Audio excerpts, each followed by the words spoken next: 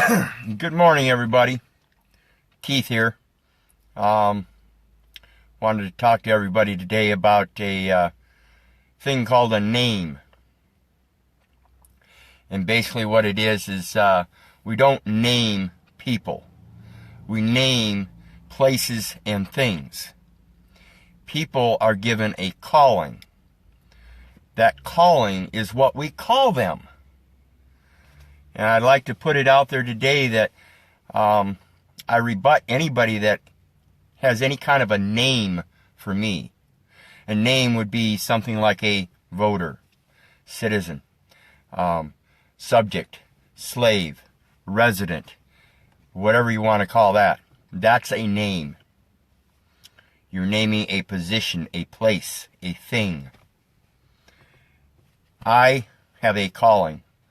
When I was born, long before I was born, my mom and dad gave me a calling. They decided to call me Keith.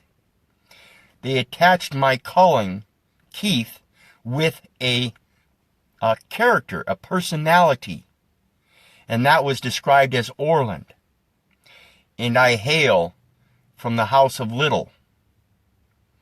I hail from the house of Little, and only because the house of Conrady, of which I was born, has fallen. I'll not change any name. That's not for me to do. I have a calling, not a name. A calling that everyone calls me by, which is Keith. It is not a name. The name is the thing given to a fictitious entity known as the estate corporation, which in and of itself is a subcorporation of the state of the United States. The United States, as codified in Title 28 of the United States Code 3002, Section 15A, states that the United States is a federal corporation and not a government, including the judicial procedural section. That corporate name belongs to the United States. It does not belong to myself. That name is in all capital letters, and it is a string of symbols that people believe are capital letters. They're symbols. They do not denote a phonic sound other than what they want you to believe. It is called a name. Please get over this, people. You do not have a name. You have a calling, an appellation with a character, and you hail from a house. If you want to get married and get a marriage license, you're subjecting your offspring to slavery at the same time you subject yourself to that slavery. You then turn around and go to a hospital and have a baby on a hospital ward, making them a ward of the state. All because of the ignorance of not fact-checking everything about yourself and everybody else. When people want to go around believing, then they live their life in faith. When you have knowledge, you live your life in trust.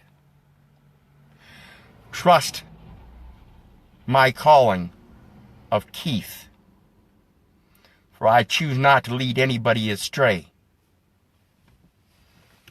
Hopefully anybody that watches this will kind of pick up on the things that I've said here and take note of the words. I do not have parents. I do not have a mother and father. I have a mom and dad. I do not reside in the United States. I do not reside in the state of Iowa. I live upon the land. And when my Creator, in the books that I choose to believe,